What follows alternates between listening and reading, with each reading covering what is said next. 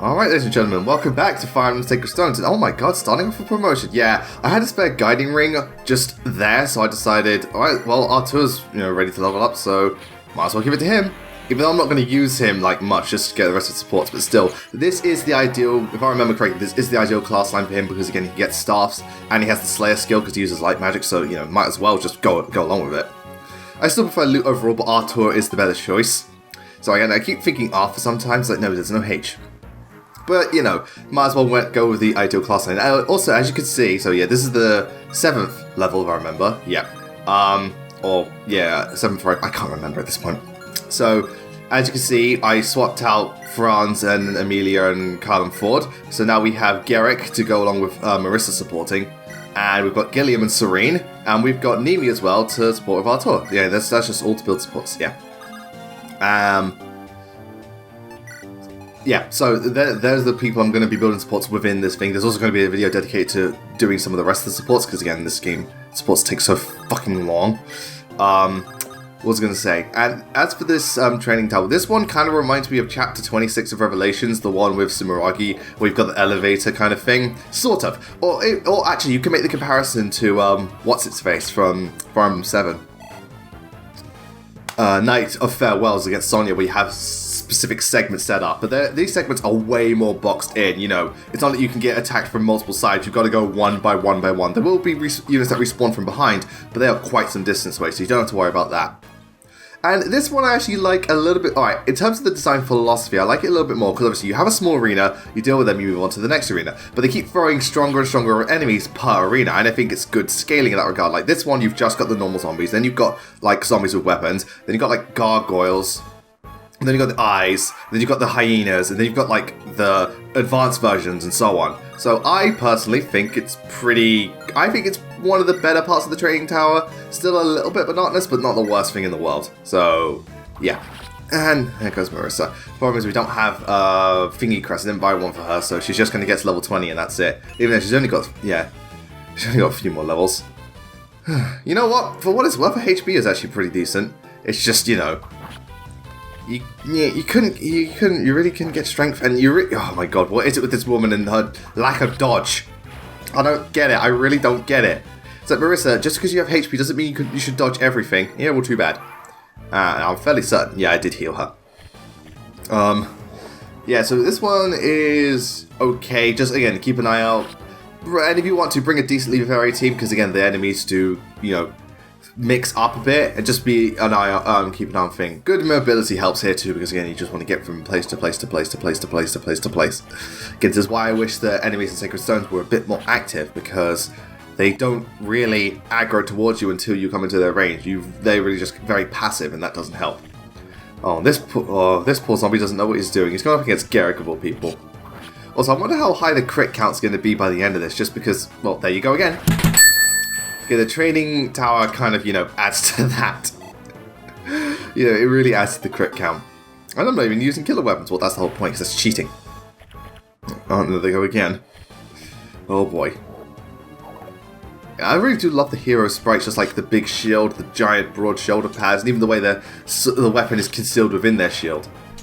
Just something, and again, the way they flip, it's like, oh my god. How much energy are they expelling just to do that? It's so unnecessary. And look, yeah, the boss isn't even moving. He's just standing there. Anyway, there goes loot. Why loot? I don't know why. Why did I pick loot? Guess free level up, or just a lot of EXP in this case. So yeah. And again, in the way the axes look, that's something also I like about what do you call it? The Fire Emblem GBA sprites. The axes, even though obviously it's a generic axe for each axe weapon, I like that the axes between different classes look different. Like, for instance, warriors have the big double-sided axes, berserkers have the, one side of the axe is really big, fighters have just a single axe, and heroes are kind of the same thing, a very curved axe. And again, the same with Great Knights, they have, similar to berserkers, a very, big on one side. Swords even extends to swords. Like, you know, generals have really big swords. Heroes are pretty like fat swords, whereas sword masters are a lot thinner. And even paladins are pretty standard swords. So I like that even like the weapons look different between classes in the GBA sprites. It just adds that little bit. Because even like even mercenaries, they have the really fat swords, but if you see the merminols are pretty standard, thin swords. Even though it looks like a sword is part of their arm, but still. Again, boss, why don't you move? Sorry. I know I'm recording on a new day. It's still early morning for me. I just want to get this done as quickly as I can. Because again, once I've got all this all done, then I can focus completely on Free Houses when it comes out. That's going to be, like quite the daunting Let's Play to do. Also, it will be blind. I'm going to record as I go along. I'm not going to record it and then do things over. It'd just be better for me to record blind, just because, might as well. Because again, I really do blind Let's Play, so I figured, why not? I'm going into this game blind. Just go for it, as they say. Perfectly balanced, as all things should be. Yes, I don't remember if it's you kill out all the enemies per thing and then the gateway opens, or it's just the boss. I don't remember. All I know is, kill them all, as they say. You got to burn them all, lad. Right. Oh yeah, he's got to kill all the enemies. So yeah, now we've got spiders. Oh no, we've got decent mix actually. I'm pretty sure Marissa's fast enough to double. Oh no! She's out of weapon energy. That's it. I knew it. Yes. I knew it. Out of weapon energy. Oh. Also, so the time of this recording, the Golden Deer trailer launched, which I figured that's something Nintendo. Fire Emblem Three Houses has really weird marketing. Because for a while, there was just nothing. Like, you saw one trailer, that was it. Then you saw another bigger trailer, but that was it. We knew nothing. Now they're just, obviously with the Famitsu article, they're just releasing loads and loads and loads steadily over the course of time. But it seems to be working, because Three Houses is currently the best-selling game on the Switch, on Amazon, but that's to do with pre-orders, but that's a really, really good sign.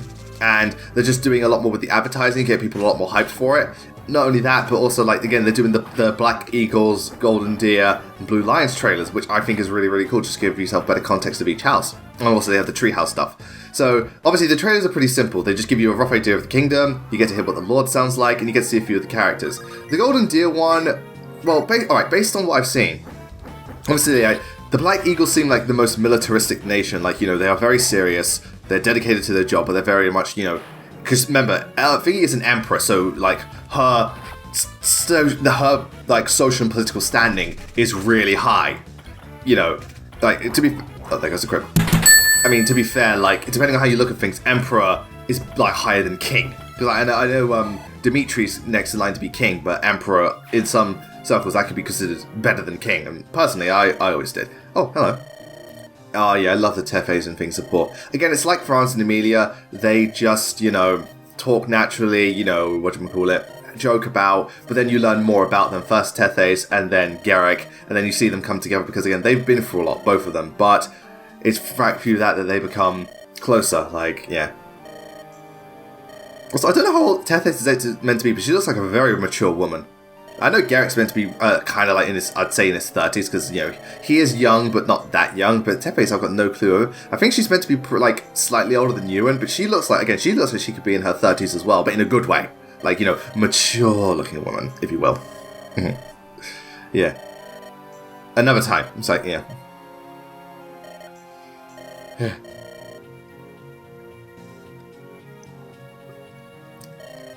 Yeah, most dances ever is like, why'd you dance? It's all I knew, and goddamn, I got so many fucking blisters. So yeah, that's one. As I was saying about Three Houses, so yeah, Black Eagles, and obviously they seem like the most serious nation. Like the characters overall just seem the most serious. Obviously, there are more laid back ones, but dodge that. But it seems the most serious nation, and obviously their stories looks the darkest because and stuff like that. Which again, that's cool. And then you have the Blue Lions, which seem like the most chivalrous nation. Obviously, they believe in a code of honor. It seems they're strict in what they do, but but they naturally, they're probably not as overbearing as the Black Eagles. They're more about doing things in an honorable manner. So obviously they're very, very prideful, but also they maybe that could be their downfall, the fact that they're so chivalrous, and maybe they're a bit too lenient, and maybe that could be Dimitri's thing, where he starts out like that, but then realizes chivalry like doesn't exist anymore, especially if like, you know, the Black Eagles fuck him over, and it's like, because again, they probably don't care about chivalry. Again, I'm just contemplating. So that's interesting, and the Black Eagles look, the Black Eagles look the coolest, just because they, you know, because of the darker aspect, and I like that. The Blue Lions do look pretty cool. You know, they have some quite some interesting characters, some obviously a mixed bag and stuff like that. Oh, there's the Great Shield. Didn't need it, but okay. If at first you don't succeed, land a crit.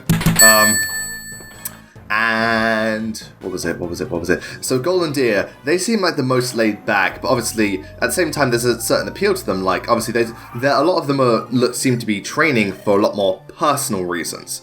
Like, you know, you see the characters like they want to pay back the people that have helped them, you know, stuff like that. They're a lot more chill people. I remember the pink girl apparently really lazy and stuff like that. So they seem like the most chilled back nation, which could be cool to see. Like they're the most optimistic, and then maybe the reality hits them. That could be very, very interesting. So you know, we'll have to see.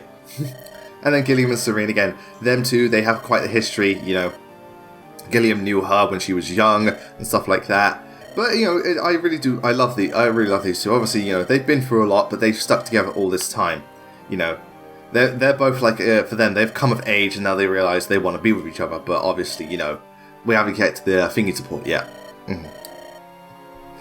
So yeah, they're kind of like, they kind of have the whole veteran mindset, if you will, to an extent, yeah. Oi. So yeah, Three Houses are looking interesting. Again, I'm recording this on the 16th, we have 10 days, ladies and gentlemen. I just hope my damn package arrives on time. Sorry,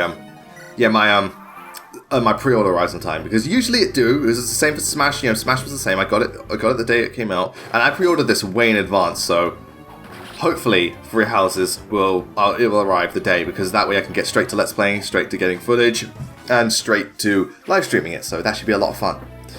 Yeah, here come the gargoyles. That's what I call them, at least, because again, they kind of look like gargoyles. And there goes Gilliam. Gilliam, I think you get too much attention. No, I don't. Well, also, I use this as a good opportunity to raise its axe rank. Oh, and now it's Marissa. Yeah, and now it's about them just noticing the small details about each other. So, in Marissa's case, it's like, you know, her left hand is strong and she sleeps, and the way she sleeps is so that she can automatically grab her sword with her left hand, and stuff like that. Marissa's very dedicated to her training, stuff like, yeah. Yeah, it's an attention to detail I never noticed, but that is clever, so I might as well sleep with the arm that's best suited to fighting. I mean, I've never fought with a sword, I just assume I'm right-handed because, you know, I'm right-handed in terms of just how I write, so, you know, yeah. And no, Skyward Sword doesn't count. Yeah,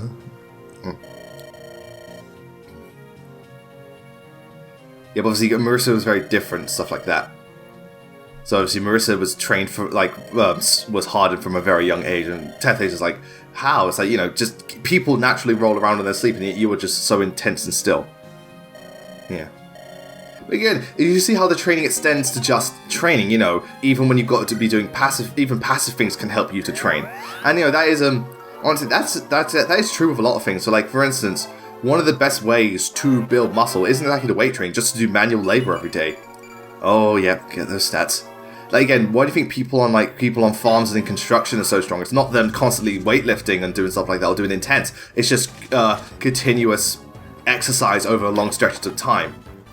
And, you know, that helps build stamina and stuff like that. So even the more mundane activities can be very useful in terms of just training your body and mind. It's, you know, it's amazing how the everyday can impact you. Yeah, got the hand axe.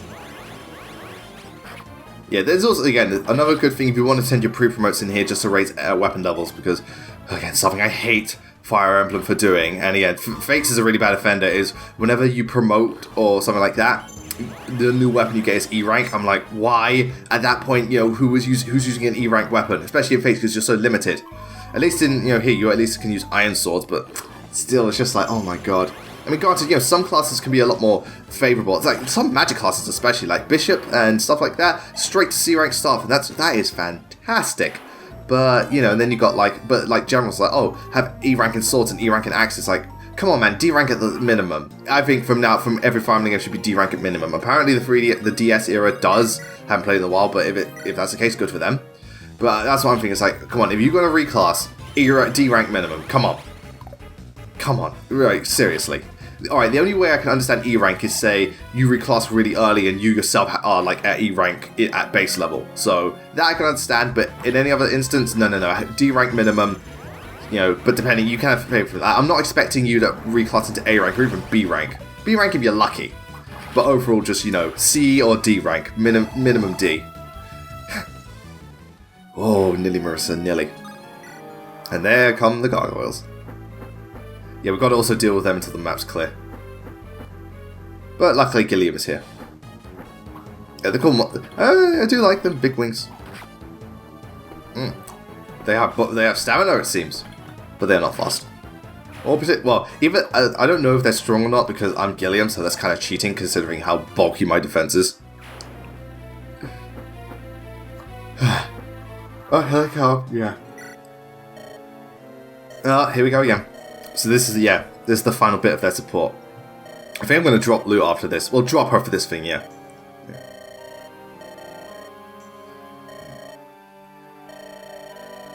See, like exactly, again, Lou takes a different approach to things. Like, obviously everyone thinks monsters are horrible, but with her, she's just like, you know, I'm just kind of fascinated with them. You know, some of them look kind of uncanny and silly. And yeah. So obviously, you know, Lute's very an oddball, but, you know, Arthur's trying to understand her. But at the same time, that oddballness is kind of what makes her a bit charming and a bit more, you know, because again, she's not like, she's not in your face or anything. She's just odd. You know, she has a weird way of thinking and seeing life. Not in a bad way, just in a strange one.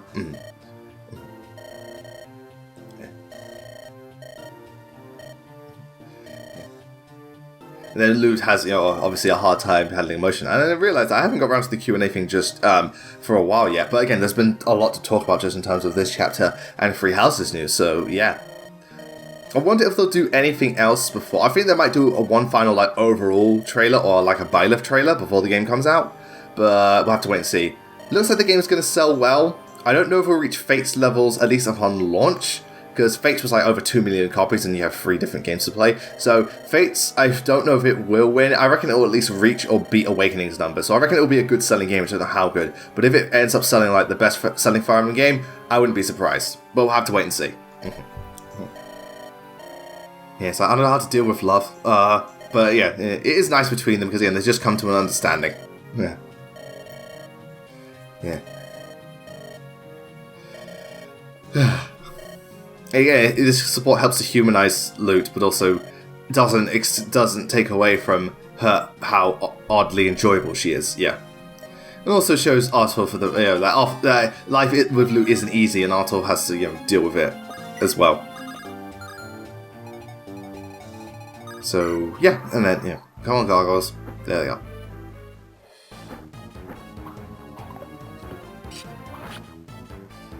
Yeah, wow, they look really sharp, those axes. Just again, look how angular they are and how curved. Good lord. This is ridiculous. Right, I know Marissa's 1 point away from Thingamajig, so... Oh, there we go. Someone likes Awakening. I wonder how the shields stay suspended in there for that long. The shields just said like, am I supposed to come down yet? Yeah, I was just like, fuck this. Oh, this guy has a javelin. Okay. Yeah, javelin's better than nothing. Oh. And this guy's a javelin too. Yeah. I don't know why, but he looks a bit bulky. I know it's just recolor, but for some reason he looks a bit bulkier. Yeah. So yeah, this is just a final level up. Nope. Oh no, it's not the final one. It's a level up. She's still got 1 more level to go. Okay, that was pretty nice. 12 strength. Okay, Arthur is like, this is all cool and all, but Joshua exists. God damn it! Oh. Will Gerik? Yeah, Gerik could. Because again, if anything, I want to give it to Gerik, because again, I'm not using Marissa long term. Also, she will be in the next chapter, so might as well just give the experience points to Gerik. Does he level up from this? Just Gerik? Oh, he does level up. Nice one. So, which one is he at now? Nice, nice, nice. Again, I like that his stats just kind of just move at a nice pace. And, oh, Nemi finally gets to do something. If this is Binding Blade, y'all be fucked.